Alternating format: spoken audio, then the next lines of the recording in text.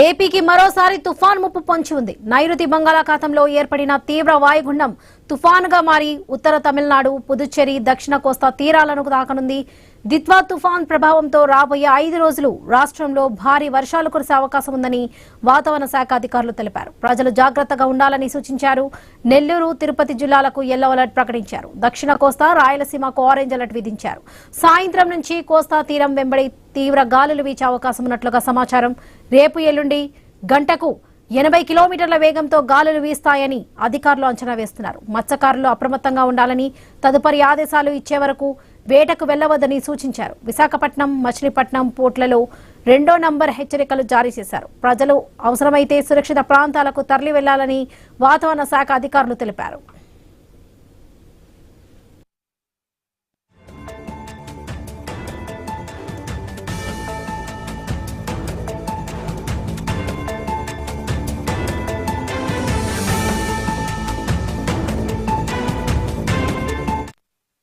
ఏపీకి మరోసారి తుఫాన్ ముప్పు పొంచి ఉంది. నైరుతి బంగాళాఖాతంలో ఏర్పడిన తీవ్ర వాయుగుండం తుఫాన్గా మారి ఉత్తర తమిళనాడు, పుదుచ్చేరి, దక్షిణ కోస్తా తీరాలకు తాకనుంది. ఇదే విషయానికి సంబంధించి పూర్తి అప్డేట్స్ మా ప్రతినిధి రాజు అందిస్తారు. రాజు,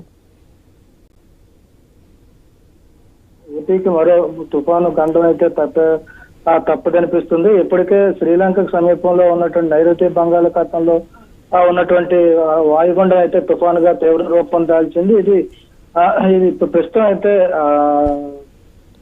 చెన్నైకి ఆగ్నేయంగా 400 కిలోమీటర్ల దూరంలో కేంద్రీకృతమైంది. దీని ప్రభావంతో రాగల 24 గంటల్లో కూడా ఏపీ మీద దీని ప్రభావం తీవ్రంగా ఉండే అవకాశాలు అయితే కనిపిస్తున్నాయి.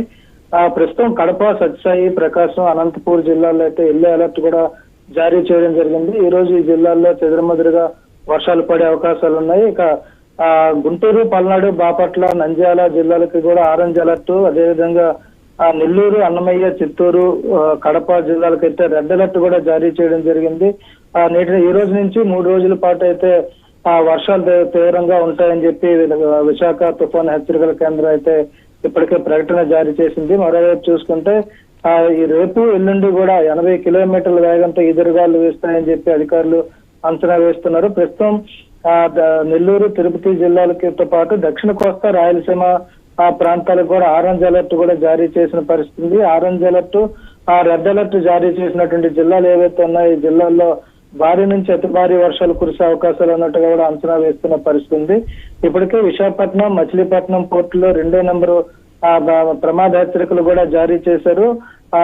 ఒకవైపు చూసుకుంటే సముద్రం అల్లకల్లోలంగా ఉంటుందని చెప్పి మత్స్యకారులు ఎవరు కూడా వేటకు వెళ్లొద్దంటూ కూడా తీవ్రమైనటువంటి హెచ్చరికలు జారీ చేసిన నేపథ్యంలో ఇప్పటికే సముద్రంలో ఉన్నటువంటి మత్స్యకారులు తీరానికి చేరుకోవాలని కూడా వాళ్ళకైతే ఆదేశాలు కూడా ఇవ్వడం జరిగింది. వాళ్ళకు ఉన్నటువంటి కమ్యూనికేషన్ సాధనాల ప్రకారం వాళ్ళకి ఇప్పటికే హెచ్చరికలు జారీ చేస్తూ అప్రమత్తం చేస్తూ వారిని తీర ప్రాంతాలకు తీసుకొచ్చే ప్రయత్నం కూడా చేస్తున్నామని చెప్పి విశాఖ తుఫాన్ హెచ్చరికల కేంద్రం అధికారులు అయితే తెలియజేస్తున్నారు. ఏదైతే దిత్వా తుఫాను ప్రభావం ఏపీతో పాటు పుదుచ్చేరి, ఉత్తర తమిళనాడు మీద కూడా తీవ్రంగా ఉంటుందని చెప్పి అధికారులు అయితే తెలియజేస్తున్న నేపథ్యంలోనే ముఖ్యంగా వరుసగా ఏపీని తుఫాన్లు అయితే గడగడలాడిస్తున్న నేపథ్యంలో ఈ దిత్వా తుఫాను కూడా దాని ప్రభావాన్ని చూపించే పరిణామాలు ఎక్కువగా ఉంటాయని చెప్పి కూడా అంచనా వేస్తున్న నేపథ్యంలో రాష్ట్ర ప్రభుత్వాన్ని కూడా అప్రమత్తం చేయడం జరిగింది. ముందస్తుగా రైతులకైతే వాళ్ళు పండించేటువంటి పంట చేతికొచ్చిన పరిస్థితి. మరోవైపు ప్రభుత్వం కూడా ధాన్యం కొనుగోలు కేంద్రాలు ఏర్పాటు చేసి